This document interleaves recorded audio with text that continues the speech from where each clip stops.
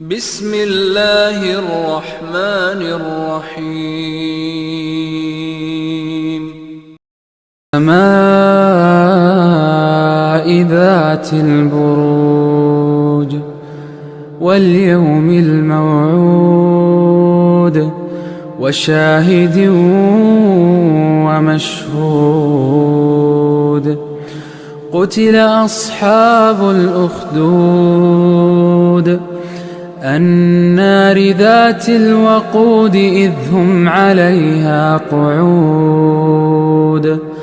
وهم على ما يفعلون بالمؤمنين شهود وما نقموا منهم إلا